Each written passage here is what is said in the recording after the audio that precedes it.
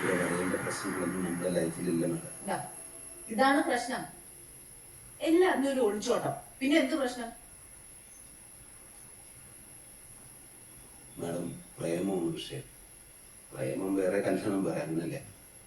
കല്യാണത്തിന് ശേഷം ഞാൻ പ്രേമിച്ചിട്ടേ ഇല്ല. പ്രേമം അത് അന്ന് എനിക്ക് മാത്രമേ ഉണ്ടായിട്ടുള്ളൂ.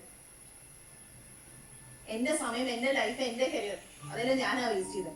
കല്യാണ ശേഷം മൃദുലയ്ക്ക് ഒരു ജോലി ആകരുതല്ലോ. അവിടെ ഇപ്പൊ എന്റെ ശമ്പളം, അച്ഛന്റെ പെൻഷൻ, പിന്നെ അല്ലറ ചില്ലറ വാടകയും കിട്ടും. ഈ വീട് നോക്കാൻ ഒരാൾ വേണ്ടേ? അതൊരു ചെറിയ കാര്യമല്ലല്ലോ. ഹരിദാസ് ആ പറഞ്ഞത് ശരിയായില്ല. ഓരോരുത്തർക്കും അവരവരുടെ ഡ്രീംസും അംബിഷൻസും ഒക്കെ ഇല്ലേ? ഉണ്ട് മാഡം. ഹരിദാസ് പറഞ്ഞതുപോലെ പ്രേമിച്ച് നടക്കുമ്പോഴുള്ള ലൈഫല്ല അതിനുശേഷം. ഹരിദാസ് എന്നെ പ്രേമിച്ചിട്ടില്ല.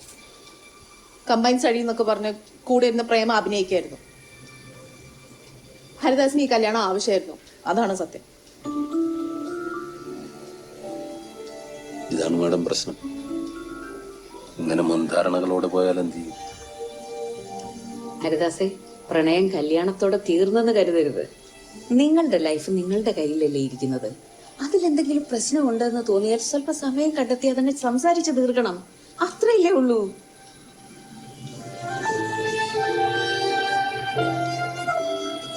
മൃദുല